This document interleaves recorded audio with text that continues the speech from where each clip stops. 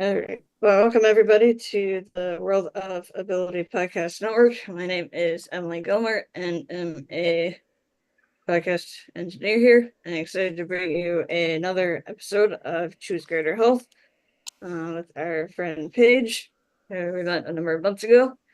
That we do here on both Fridays a month. The show called Fridays a month. And it's kind of connected with Paige's story with brain injury uh, and its own. But um, so I guess with nothing further ado, I'm gonna pass this over to Paige to kick us off to. All right, great. Yes, so welcome, Paige. Thanks, Emily. Can you still hear me? Yep, can hear you. I don't Okay. see her. Yeah, I might have to relaunch Zoom. She's totally it's a black screen.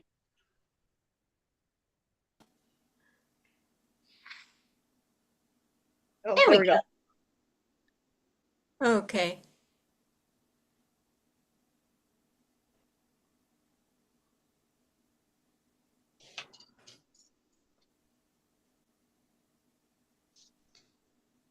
Okay, we're on. Okay. Yeah. So, my name is Paige Spears, and I'm a survivor of both oxygen deprivation injury and blood clots in my lungs that caused it. And this show is to interview functional and integrative medical professionals and others who share an integrative approach to well-being so that everyone can have the best resources they need for an optimal recovery and well-being. Great to have you here, Ronnie. Thank you. I'm so glad to be here, Paige. We met a few months ago, and I love your mission and your determination and commitment to take what's happened in your life and help others because you're going through it, you've been through it. And so I just really honor that. So thank you for having me. And what's a little bit that our audience can hear about you? Well, first of all, I'm Ronnie Lowe, life coach. Ronnie Lowe, Lowe is for Loaiza, my last name. I'm a certified habit coach. There are such things. I'm a certified habit coach, and I'm a master certified professional coach, life coach. And when I first heard about coaching, I was like cynical, but I took it seriously. This was after the pandemic. I was helping people get as fit as they could be in fitness because I was a personal trainer. I couldn't go to people's homes anymore with the shutdowns or the boutique studios. But a lot of women, especially, even though we pulled our big girl pants up, a lot of women didn't want to be indispensable at work, whether they were the boss or they were working there.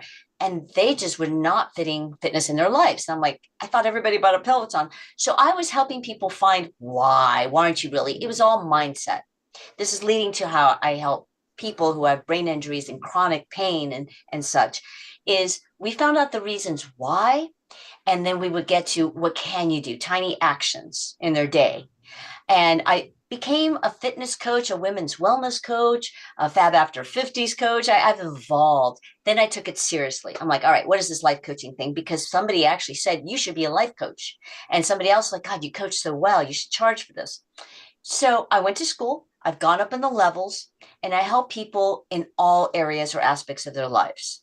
But I saw the common thread, whether it's in their career, their relationships, their self care, their parenting, their health and wellness. It's doing the tiny actions daily that you don't think about anymore that turn into habits. Habits become a part of who you are. And that's what drives most of your day and most of your way and your habitual way of thinking. So, fast forward to now, I have worked with, especially one gentleman who had a stroke. He can barely speak. He has a podcast now. I've worked with other people. One lady who has sickle cell anemia. People don't see the sickle cell anemia symptoms until they do because you look fine, you look healthy, and then it sets in. And I've worked with others with chronic pain. And the thing about chronic pain is often, Paige, people look at you, they would never know that you had a brain injury, right? But Yeah. same thing with chronic pain. It's hard to prove it to people if it's not something visible, like I have a broken arm, you know?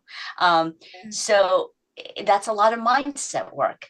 So I've helped people create habits because habits drive 40 to 50% of each of our days. The rest is flexible, intentional, changing your mind, that kind of thing. But 50, half of your day, 50% of our days are driven by our natural habits that come from the subconscious. So I found that it helps people, such as brain survivors, such as the gentleman with the stroke, to rely on their habits that will sustain the main things they have to achieve daily, or how to do, as I call it, and other people call it, executive functioning, how you function through the day, to make sure that the principal things that you should do in self-care, in taking your medicines, in rehabilitation, in occupational therapy, in whatever it is, that the main things get done. Because often people, and I don't know if you do, I'll ask you that question, often you don't need, or no, you don't have the energy to do it all, or Yeah. can't.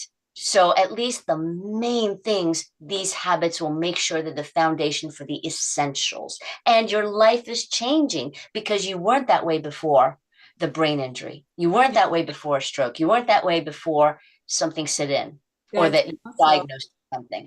I'd like to organize my business so that it runs well, depending on if it's a low energy spoon day or not. Explain that a little bit if you would, because I think people who have gone through injuries understand, or any kind of pain, but perhaps people who have loved ones or friends don't quite understand how it affects you. Would you explain it just a little bit? It's the spoon theory of energy, where if everyone starts out the day with 10 spoons, then perhaps someone with a brain injury or other chronic health condition might start out with only 8 spoons in comparison and have to work around that and have enough spoons left over to have enough energy to restore the levels to the next day. Yeah, yeah. So that's a great way to put it, and a great way that it's set up. And so I help people see, along with their doctors, along with their therapists, the physical therapists, along with everybody involved, along with their family, what are the essentials if nothing else gets done? What do you really need to do first to survive? First, second, to live, because that's first and foremost, self care. And then we see what you can do, tiny little actions to, for example, you run your business. Some days you're going to be able to do more. Maybe it's your idea, because I help people find what they will do and what they're willing to do, not what they should do. Not a cookie cutter. Well, you should do this and put it in your calendar and get this much done and 3 tasks a day. There's no formula. I, as a coach, help you realize and admit to yourself, what can I do at my best, at my peak? What can I do at my lowest? We delve into all those things. So we see perhaps an idea is, if it sits right with the person, to, if you have more energy, keep going, because that kind of makes up for the days that you have less energy or no energy. What do you think? Yeah. Yeah, that's a really good custom approach that's much needed, definitely. And that also will be of benefit to people setting and achieving realistic goals and expectations for themselves. Yeah. People always ask me, well, should I do this or should I do that? I even heard that was when I was a personal trainer. Should I do yoga or should I do cardio? Yes. What? Which one will you do? That's always where we started, because people start off with, like, I'm going to work out 5 times a week, twice cardio, once yoga, some strength training, and then it peters out because it looks great on an online app. Or it looks great. Remember magazines? Magazines always had these hacks and tips. It looks great when everybody else, all the social media says you should do this, this, and this. But what are you going to do? And that doesn't mean use as an excuse. Use it as your base. Are you really going to do? I don't do cardio. My cardio is sometimes walking. I love hiking, and I should get in the pool because I know it's easier on my joints, but I strength train 6 days a week. That doesn't mean I'm a gym rat and I'm there an hour a day. It means I do less time fewer muscles. And I don't stop. I don't sit there and like text in between sets forever and all that. So my heart rate is up between like, I'll do some biceps, I'll do some legs, I'll do some biceps, I'll do some legs. That's just an example. So my heart rate is always a little bit up. Know what I mean? And I get up every morning and it's a habit. It's become part of my routine or regimen. We'll go through that. There's a habit in there that's become part of my morning routine that I do 100 to 160 jumping jacks every morning, or 100 jumping jacks, 60 jump squats. I do push-ups 5 days a week. Twice I don't do push-ups because I let my chest recover. So my whole point is it's weird if I don't do that. So that counts for my cardio. So back to chronic pain. There are going to be days that you can do something and days that you just don't feel like. So we see what tiny action you can do every day. Maybe every day without fail will be stretch. Maybe every day without fail, a part of your physical therapy, a part of that pelvic floor exercise you have to do, a part of whatever it is that you're supposed to do that's prescribed. Maybe you won't do the whole thing, but you'll do it at the same time or around the same time, scheduled every day, because then it just becomes a part of who you are and it becomes part of your routine. So let's say you just don't feel like it one day, but you do the minimum. You do the minimum. And the days that you can, you do it all. Does that make sense? Yeah, yeah, and that also matches with what I'd like to ask my chiropractic team and my neuromovement provider if there are muscle toning exercises that I can do to balance out my back and leg muscles to alleviate any nerve irritation going on. Yeah, you can't, you said the right word, irritation. You can't cure something that's going on with the nerve. You can take medication, you can do a lot more oxygen into that area, you can alleviate a lot of the pain. But in the neuromuscular, what can you do? Some people, there's new medicine and there's like injections right into the nerves and things like that, of course, but you can alleviate the pain. So it would be to get you in the habit, because a lot of people go to a therapist, for example, and they're given the handout sheet and they bring home the handout sheet with like 5 illustrations of exercises to do, and they don't do them. Why don't you do it? Because you're not doing it now anyway, or before your accident, or before whatever causes, before the onset of the why you need to do it. So it has to become part of your identity, who you are. We weren't born with our habits. Our parents taught us, or whoever raised us, conditioned us to do a habit, brush our teeth, tie our shoes, whatever it is. And we've conditioned ourselves. If you're 10 years old, you've got 10 years of self-conditioning. 30 years old, 40 years old, we've conditioned ourselves and we've allowed others to condition ourselves. So the good news is, if we've conditioned ourselves and formed habits all our lives, we can keep forming habits and creating habits. You're not set in your ways, no matter how you were before and how your abilities have changed. You can create new habits that your abilities allow you to do. Same thing for your habitual way of thinking, our mindset. It is not woo-woo. I call it the pragmatic woo-woo. Okay. Our brains are computers, as you know. So we have to change how we approach things, how we think of things, and especially when we're dealing with our emotions. It's not all mechanical. How do we solve this problem? How do we do this? How do we fit? How do we use our brain to physically function? But also how you feel. If you don't want to answer it, I completely understand. But what have you experienced? Either a roller coaster ride, or has it flowed? What's been your experience in how your emotions and how you react to things changed since your accident?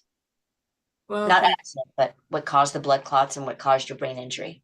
before all of that, I was taking anti-anxiety medications for 12 years while combined with hormonal birth control, and that is likely what built up in my system and caused the blood clots, since there wasn't even any genetic testing to find out about those interactions to begin with, certainly not in 2004. And so that medications, well, they worked until they didn't. Yeah. And then the whole blood clot and brain injury thing was what got me off of those and had to do an inpatient detox and get all of that out of my system, although that in itself is what put the anxiety into permanent remission and changing what I was eating, improving my nutrition, and 8 months of twice weekly neurofeedback sessions to reset everything. Yeah. See, the neurofeedback, that, how did that make you feel after the long process of neurofeedback? Not on the onset, but towards the middle, towards the end of that neurofeedback therapy. What changed for you? Well, it was gradual actually, and I was taking something in between, and then when I was able to stop taking that, I think by the time even my basic food choices turned things around and I realized I didn't need any of it, and it reset my baseline more or less. So that's excellent, and that's good. That's really, really good. Because often we don't know in medicine, we just take the first thing the first doctor tells us. I respect, admire medical doctors, Western and Eastern medical doctors, functional doctors, NDs, as well as MDs. That said, I have become such a self-health advocate as intelligent, powerful people, women, go to their doctors and just nod their head and accept the first prescription or the first diagnosis or the first guess or the first great hypotheses or their best guess. Doctors will tell you medicine is an evolving science.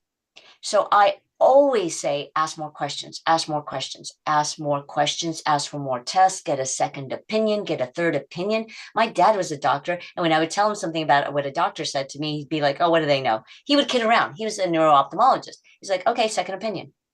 Oh, a neuro-ophthalmologist Yeah. is would be a good person for me to have on my team since my vision is something like convergence insufficiency, mostly after the brain injury, and I Yeah. have prisms in my glasses lenses currently.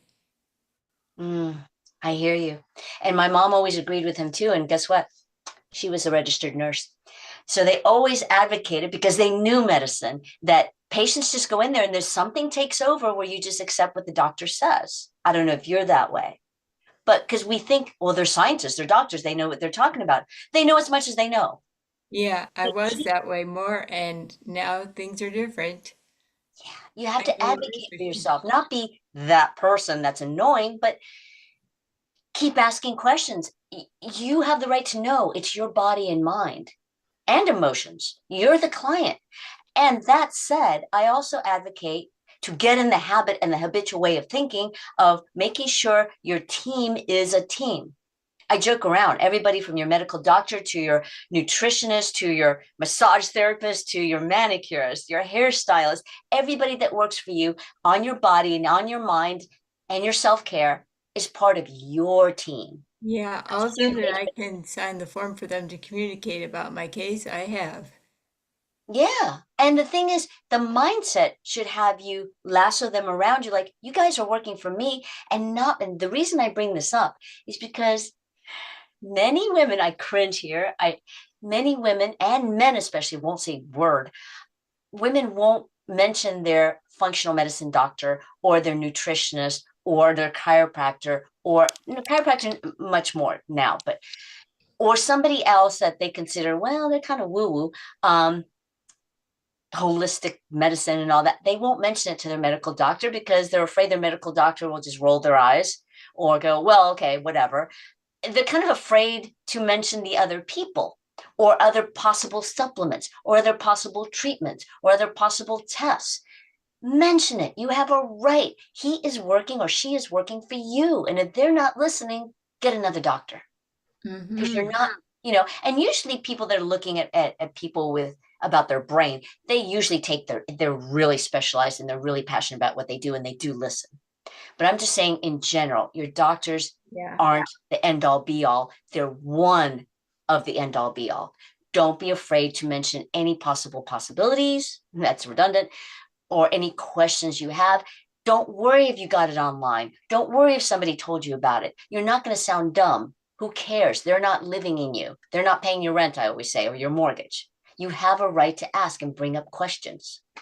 Yeah, there's also the specific question that I may bring up with a um, uh, someone other than my primary doctor filling in while she's out of the office at my annual appointment, and getting into the question of who exactly would order the functional lab work for things like iron levels. Yeah, your blood work, your blood panel. Yeah, always ask questions. There's something else I would like to bring up is how habits, some people think that habits are, oh, another chore or must do, and it's heavy. It's like, I don't know if I can create another habit. Creating a habit is not adding more to your plate or giving you an 11th spoon to those 10 spoons. It's not. It's a system to those 10 spoons. There's a string attached to all 10 spoons. Sometimes you don't use one, that's okay, but they're all still attached.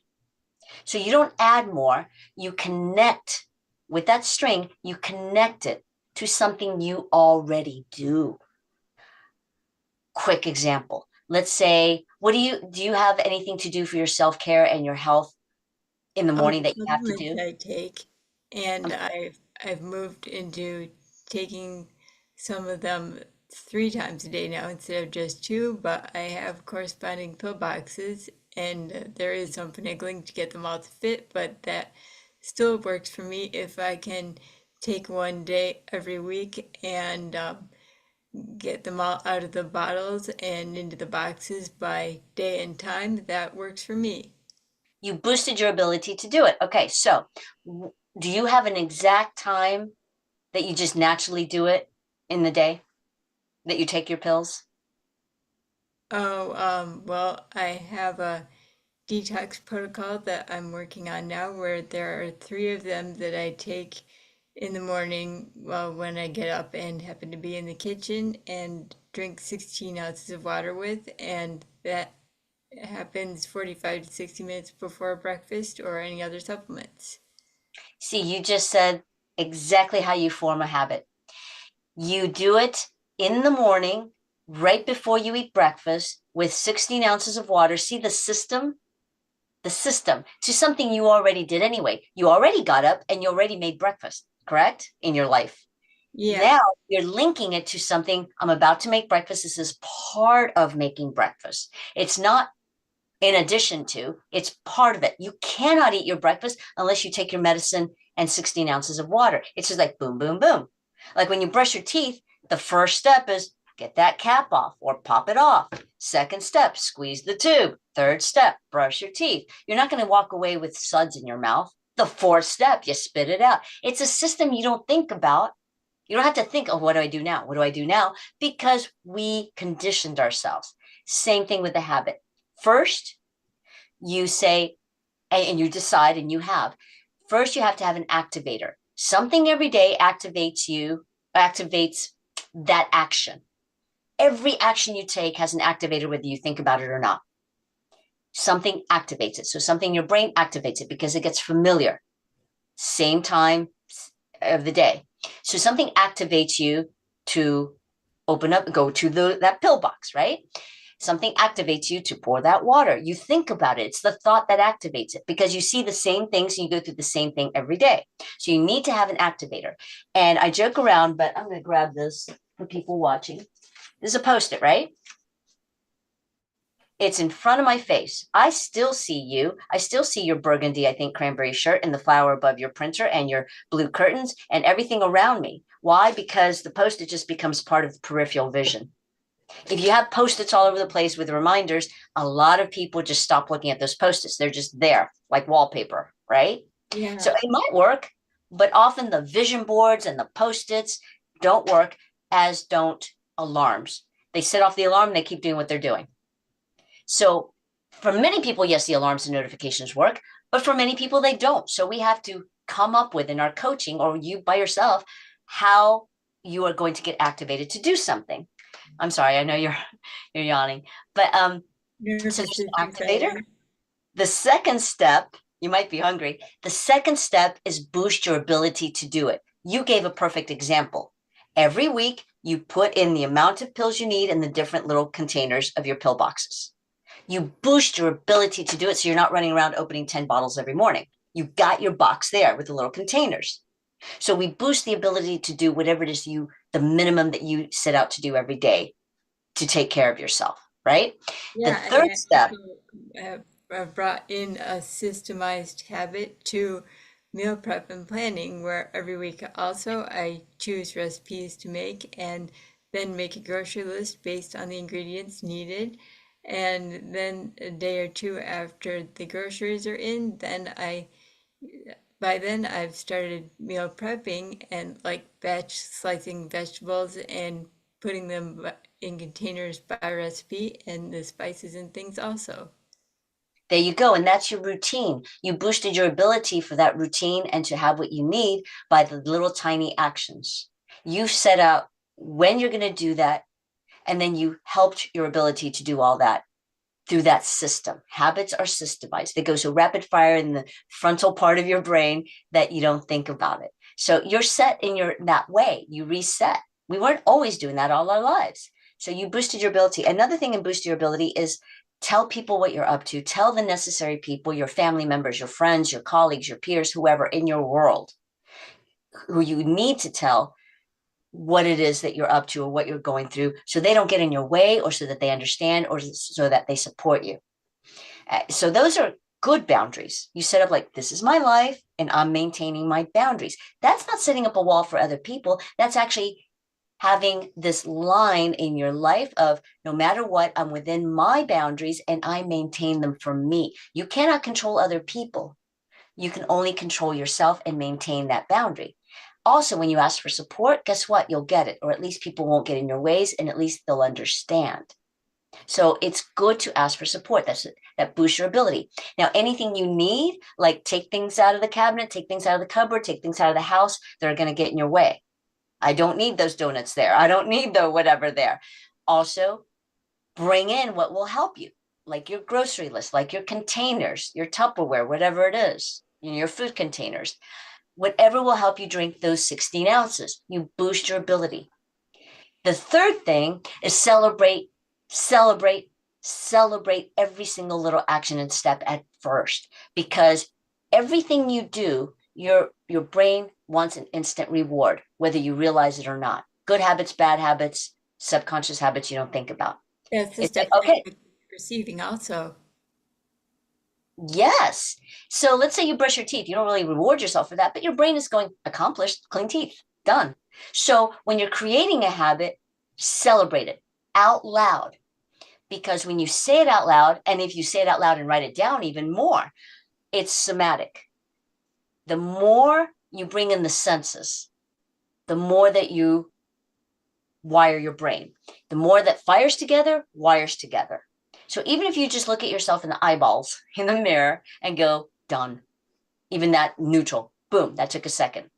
But if you even do even more with enthusiasm, done, yes, yay me, I'm a rock star, whatever, or just do a little happy dance, move and say it out loud. With me, when people work with me, they come on Voxer, an app, and some people just put a green check emoji. Some people say done. Some people go on and on, like I did this and it got me to do that and I wanted to do this. But when you celebrate with somebody, you're held accountable. I call it supportive accountability or celebrative accountability, because after a while, you just celebrate yourself. You do it on your own. And when you hold yourself accountable, you give yourself a reward for it. That wires your brain to go, noted, capable, yes, and you wire your brain to get in that habit. And that's how neuroplasticity and habits go hand in hand. Mm-hmm. Exactly. Same thing with your emotions, and wrap me up when we have to wrap up, but same things with your emotions. How are you now that you are suffering from chronic pain, from any kind of injury, from any kind of syndrome, whatever it is? How do you now feel and react around different people and in different situations? What we do is we look at, oh, how are you reacting now? How are you behaving now? How are you in action now? And the emotion. What caused that action or behavior or a feeling? We all have 5 basic emotions. Joy, which contentment, peace, all of that comes under joy. You have despair. I mean, despair, like you just don't see anything more. You have anger, you have sadness, you have doubt, you have fear, and all the little sub emotions under that. So you tap into what feeling am I feeling, experiencing? What made you think of that? A thought sparks an emotion. A thought sparks an emotion. What did you think that made you feel that way? So we reverse engineer it, and you start rewiring your habitual way of thinking by, okay, what is the truth? What is the fact? Reframe that thought so it neutralizes that emotion, or maybe makes it positive. I'm not into click your heels 3 times, positive Pollyanna. Tell yourself what your brain will accept. Because if you don't really believe that affirmation or that thought, there's that little grain of doubt or fear or cynicism that your brain will try to prove. So just tell yourself a truth when you reframe what made you feel that way. And then your brain accepts it's like, yes, an easy one. I'm afraid of what I look like, or I'm afraid of how I sound. Don't tell yourself, I sound great, because if you doubt that you sound great, your brain doesn't believe you. I fear not sounding great, and I'm doing this anyway. I fear, and I'm the only one who fears because nobody else fears that I don't sound great. Or it's my fear. Accept that fear. I'm not saying face the fear and do it anyway. It's like, I fear this and I'm doing it with my fear. It's holding my hand. Know what I mean? Yeah. Okay. And what got you interested in all of this? Well, like I said, I evolved from a personal trainer to a fitness coach to a women's wellness coach, and then all these iterations. And I finally found my jam, which was I became a life coach. I'm now a master. And then I got certified as a habit coach. Um, it was just an evolution. It really was. Because just personal training wasn't doable or viable during the pandemic, but then I got into training again. I have some clients now, but that's not my main vocation. I found what was fulfilling. It feels fulfilling. With me, it's in my chest. I feel fulfilled when I work with a client through the session, at the end of a session, and then in the long run. I got a Voxer message the other day from a former client who said she was in a career transition. She had been wanting to leave her career for 9 years. Finally, she got me as a coach, and we went through like a year of coaching. She left the job. She only stayed because it was a paying job and wanted to go out on her own in event planning, start her own business, but we had to rein it in and work toward that. So anyway, she has progressed by volunteering, by doing an apprenticeship. And she's, middle age. She boxered me the other day. It was this week. After all these years of wanting to do this, I got hired to be an assistant to a nonprofit organization for their event planning, for their fundraisers. And she said, one of the main reasons that the boss who hired her said is because you said, I'll do what I have to do to make everything work here, like to support everybody. And I'm bringing in my leadership skills. I can follow and support being a leader because I want to grow in this. And so the employer knew, whoa, you're a leader. And I had always wanted her to get that mindset of you're a leader, not by just faking it till you make it, but by telling herself the truth. I'm not in that position now, but within me, I'm a leader. That was her truth. So the same thing when you're taking care of yourself and self-care, you can change how you think of things, and that changes your emotion, and that helps drive you on the best of days, on the greatest of days, and on the lowest low energy days. Yeah, that sounds about right. And another habit that people could do, a small one for brain health, is with Live Pure instant coffee and other products. And you can get samples of the coffee by sending an email to Vicky with your name and street address, and I'll put the information about that in the show notes. Vicky, okay. I'm trying mushroom quote coffee. Have you tried that? With the cordyceps mushrooms? Yeah. Yeah. It does give you energy, but not a bolt. It's not a jolt. It's like a consistent, nice, peaceful energy. Yeah, I was pretty surprised. And it tastes great. Yeah, I like the black coffee. Awesome. And that's another thing. When people want to change their diet, they think they're too set in their ways. We weren't born with cravings on our taste buds. We conditioned our taste buds to crave for what we always give it, right? You can change your cravings and you can change what you want. I grew up with Ruffles, potato chips, white bread with dip on the white bread and Pringles and all the fake stuff in the sodas. I don't crave it anymore at all.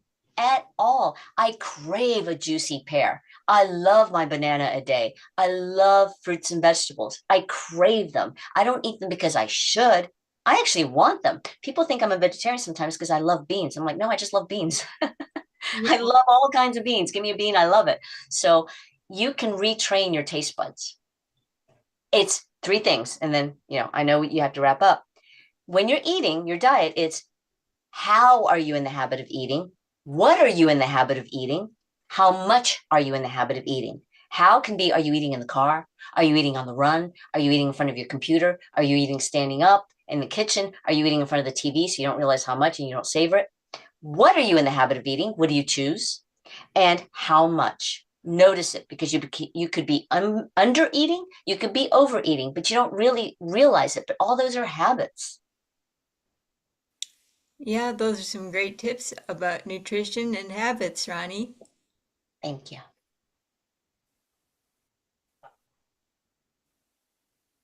Okay, that wraps it up then. Okay. If anybody wants to get a hold of me and talk about your challenge, questions, issues, conditions, or you have a loved one who may want to get a hold of me, you can't make them do anything. They have to want to, but they may not know about Paige or me. I know Paige is going to have this in the show notes, and I would love to talk with you. I really would. And please use Paige as a resource because she has so much to give. And also, you might drop by my Facebook community. It's the Choosing Greater Health community on Facebook. Choosing Greater Health Community on Facebook. Okay, got it.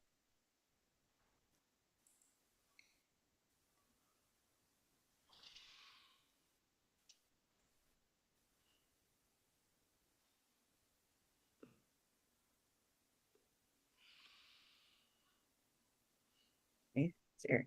So I wanted to thank Ronnie for coming on. Welcome back anytime, Ronnie. So if anyone's interested in being a guest, please let us know. And also to check out all of our social media, YouTube, Facebook, LinkedIn, and so on under Choose Greater Health. Like, share, subscribe, and so on. And we are here a couple times a month on Fridays. And I'd love to you tune in and or see you on a show. I guess the next time. Hope everybody has a safe and productive week. And